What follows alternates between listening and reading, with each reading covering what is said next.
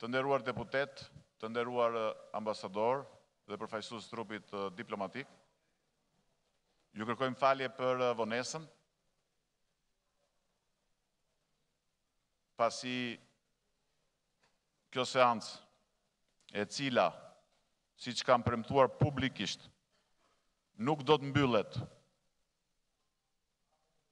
pa u miratuar ndryshimet e reformës kushtetuese, më vjen keq që nuk fillojnë në mënyrë solemne, siç unë kërkova dhe u dakordsuam 2 ditë më parë, dje, më falni, në konferencën e kryetarëve, me kryetarët e grupeve parlamentare, në mënyrë që gjithë debateve dhe konflikte të drejtanishme që kemi bërë në tërësi, dhe sidomos për reformën drejtësisë kush e do dhe kush se do, t'japim fund dhe duke qënë se kompromisi ishte arritur, po na u prish mes natës, kemi disa procedura të cilat duhet përmbyllen me legjitimitet të plot, pavarësisht nga votimi që do të bëhet në fund, pra do të bëhet me konsensus, apo do të bëhet me 94 apo me 93 vota. Unë si kryetari i Kuvendit kam qenë gjithmonë shumë i shqetësuar, jo vetëm për arritjen e konsensit, dhe do t'ua shpjegoj më vonë se kush është rëndësia e konsensit, edhe juve, dhe ua kam shpjeguar edhe gjithë përfaqësuesve diplomatik që kam takuar vazhdimisht, por njëkohësisht dhe për procedurat parlamentare. Sepse në rast ato nuk kryen të plota, dhe në rast se hym në votime deputet patriot, padyshim që 20 votat e LSI-s kush ka merak kanë qenë dhe janë për këtë reformë në çdo lloj mënyre që të shkojnë këto çështje, por nuk është kjo e rëndësishme sepse nuk kemi nevojë për deputet patriot,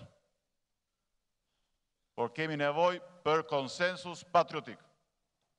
Dhe i kam bërthirrje dhe Lulzim Bashës, madje për të hequr merakun cili do edhe Sali Berishës, parmbrëm, për të pranuar kompromisin dhe marrëveshjen. Pse është kaq i rëndësishëm konsensusi patriotik? Është i rëndësishëm sepse kjo është i kushtetut e re e Shqipërisë. Kjo është i kushtetut e cila nuk duhet votohet në mënyrë të njëanshme, pavarësisht se do votohet në çdo lloj mënyre, dhe nuk do mbaroj kjo seancë pa këtë gjë, sepse ka të bëj me Shqipërinë për 30 vitet që vinë, jo për zgjedhjet që vinë. Ka patur problemet e veta, vështirësitë e veta, debatet e veta, është bërë një punë e jashtëzakonshme, ekspertë dhe vendas, ekspertë ndërkombëtarë, partnerë ndërkombëtar, duhet përmbyllet me sukses. Kjo është e domosdoshme për vendin, sepse është për dekadat që vinë, jo vetëm për ne, po për gjithë qytetarët shqiptar dhe për brezat më të rinj. Prandaj, u bëj thirrje gjithë qytetarëve amerikanë dhe europianë që janë në Shqipëri të jenë të qetë. Se nuk do të ketë asnjë shqetësim dhe asnjë problem sot në Shqipëri. Së dyti, po patjetër duhet dhënë ky mesazh, dua t'ju siguroj se ashtu sikurse u angazhova me përkushtim për të garantuar legjitimitetin e këtij procesi, që kam theksuar se i rëndësishëm është. Sepse gjithë ata që mendojnë se mund ta votojnë me 94 apo me 95 vota deputet është patriot, duhet ta dinë se konsensusi është edhe më i rëndësishëm se reforma. Pse? Sepse reforma do të jetë e pazbatueshme. Vetë ndryshimet kushtetuese e kështu me radhë.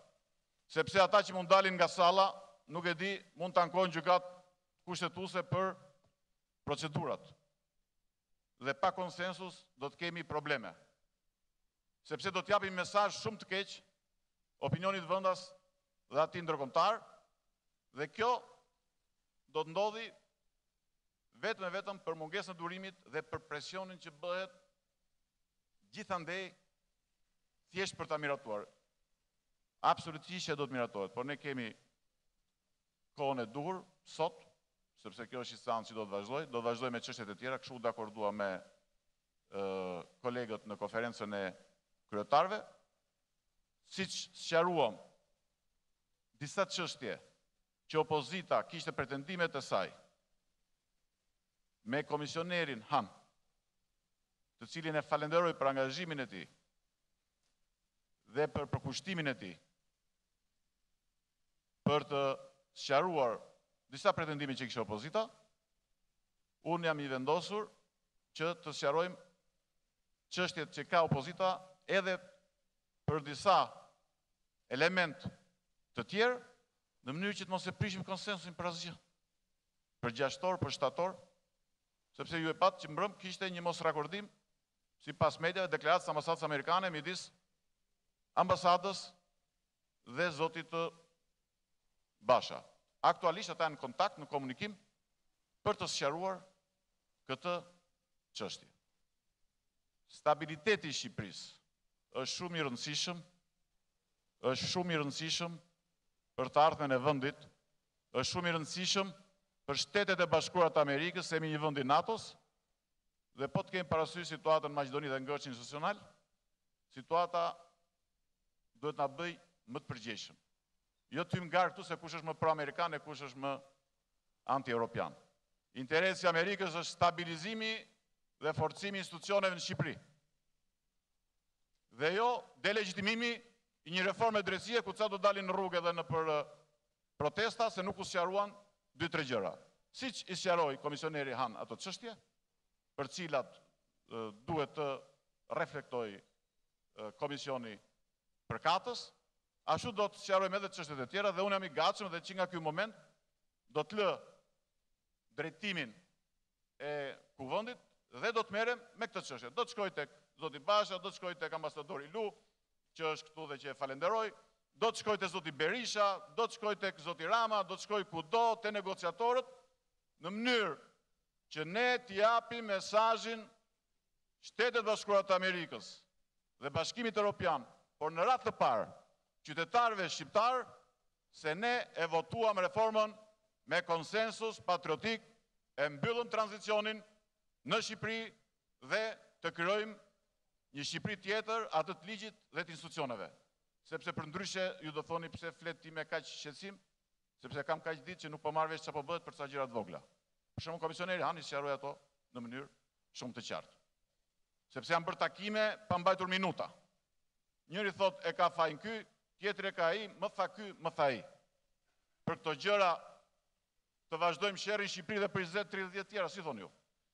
Vota ime, votat e LSI, siç e kanë premtuar ambasadorit të nderuar Lu, siç i kanë premtuar ndihmës sekretarit të shtetit të zotit Brownfield, janë për reformën, ja kanë premtuar 105 janar. Prandaj, më falni zoti Patozi, të ruajmë qetësinë, ftoj zotin Basha të sqaroj pozicionin e tij me Shtetet Bashkuara të Amerikës. Pra, për çështjet për cilat bëhet fjalë që janë rakorduar ndryshe dhe ndryshe. Ftoj negociatorët të takohen, pra negociatorët që u takuan në takimin që unë realizova me zotin Rama dhe me zotin Basha, të vazhdojnë punën. Dhe me njerë pas kësaj, të mblidhet komisioni parlamentar, si që kemi rënë dakord i posaçëm, që të bëjmë procedura të sakta, ligjore, të pakontestueshme, dhe ta sjellim këtu në kuvend dhe ta votojmë sepse çdo gjë është gati. Si thoni, për 2-3 gjëra që duhet t'i sqarojmë, të rrezikojmë stabilitetin e Shqipërisë, vend antar i NATO-s, kandidat i Bashkimit Evropian për të ardhmen, dhe më vjen keq për cilin do që mendon se pa konsensus patriotik do të ketë integrim evropian Shqipërisë, sepse nuk do të ketë dialog politik. Edhe një fillestar që është marrë me këto çështje e di që pa dialog politik nuk ka në asnjë mënyrë dhe nuk mund të ketë përparim të Shqipërisë drejt Bashkimit Evropian. Dhe askush nuk ka dhënë mua garanci si kryetar i Parlamentit të Shqipërisë, kur është diskutuar për 94 votat, se po të miratohet me 94 me 95 vota, kjo padyshim sjell efekte pozitive për Shqipërinë. Duhet reforma, patjetër që duhet. Po për 3 orë, për 5 orë, për 6 orë, do rrezikojmë të ardhmen e Shqipërisë për 30 vjet.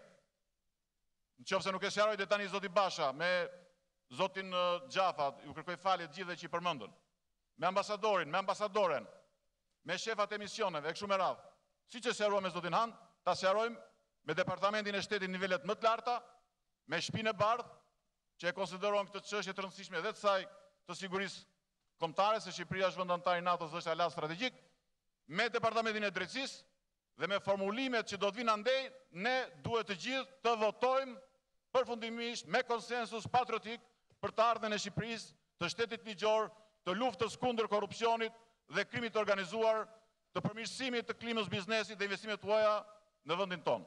Unë ju ftoj ta gjykojmë si shqiptar, ju kërkoj falje për tonin, kam pak ditë që e kam rritur tonin, sepse kam përgjegjësi të madhe. Kushdo që t'ishte nga ju këtu, do të kishte përgjegjësi të madhe. Pse do ta kishe? Së pari, si kryetar parlamenti, e kam këtë përgjegjësi, sepse ky parlament do të mbahet mend për mirë apo për keq, dhe ne kemi bërë mjaft akte jo të mira në këtë parlament, për fat të keq. Për një sherr aty në korridor, për 2 vjet Shqipëria mori nofkën e vendit më të kriminalizuar, thuajse gjithë ju burra dhe gratë nderuar këtu, jeni kriminal. Për i gjë.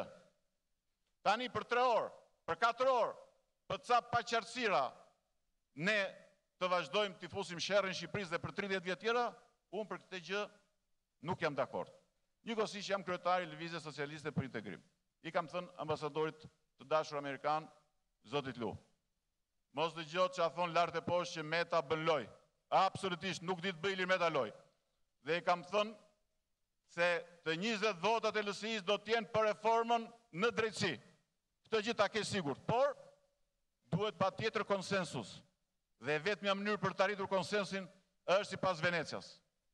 Dhe kam kërkuar që të gjithë aktorët, pas ardhjes së rekomandive finale të Venecias, të mblidheshin aktorët politik në mënyrë që të jepnin një zgjidhje dhe kjo reformë po të ishte vepruar ashtu, sot do të ishte duke u zbatuar. Nuk do të ishim në këtë gjendje ku shqetësojnë qytetarët amerikanë se çfarë do ndodhi këtu. Asnjë gjë nuk do ndodhi këtu. Shqipëria nuk është në 97-ën, ka i klasë politike më të pjekur. Unë besoj te përgjegjësia e Edi Ramës, i cili ka qenë më konstruktivi në të gjithë të çështje, ka thënë gjithmonë, ju zgjidheni me Ben Shëban, nuk ka rëndësi fare projekti, unë e firmos. Besoj shumë tek përgjegjësia e zotit Basha, që nga takimi i parë që kam bërë me të dhe në Vimsi. Nuk i di këto detaje se që ka bisedu me përfaqësuesit e ambasadës apo të Opdatit, që kam bërë dhe bëj një punë të mrekullueshme, por këto tani duhet t'i sqarojmë, nëse nuk i sqarojmë këtu, t'i sqarojmë në nivelet më të larta të Shtetit Bashkuar të Amerikës, sepse Shtetet Bashkuara të Amerikës duan të forcohet stabiliteti në Shqipëri. Këtë u them nga përvoja ime e mpashme edhe si kryeministër, edhe si ministër i jashtëm, dhe padyshim që kjo është dhe dëshira dhe angazhimi i zotit Lu.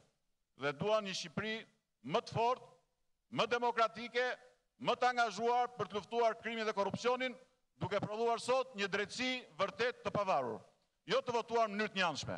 Në qoftë se Partia Demokratike, Lulzim Basha, Sali Berisha, Josefina Topalli, pas sqarimit të këtyre momenteve, nuk duan të votojnë reformën, sepse kanë frikë nga reforma, jeni sigurt që unë dhe 20 deputet LSI-s do ta votojnë reformën, unë do t'ik nga kryetar parlamenti, do ta votojnë reformën, do ik nga kryetar parlamenti, pse do iki se s'mund të ri në një parlament që voton nën presione, nën shantazhe, me SMS-ra, i reformë që do ta votoj me bindje, do ta votoj me bindjen e vet, për vendin e vet dhe padyshim edhe për partnerët e nderuar që kemi këtu. Nuk po flas më shumë, sepse duhet i kaloj minutat duke komunikuar me gjithë aktorët. Dua të ftoj përfaqësuesin e nderuar të trupit diplomatik, u kërkoj falje. Po të mos harrojnë që një pjesë të përgjegjësisë kanë dhe ata që ne jemi në këtë situatë sot këtu, sepse shumë gjëra mund të ishin sqaruar më përpara, por puna e tyre është e jashtëzakonshme. Mbështetja e tyre do të jetë akoma më e madhe në të ardhmen në suksesin e kësaj reforme. Do të ftoja zonjën Leskaj pas 5 minutash të vinte të drejtonte vazhdimin e seancës.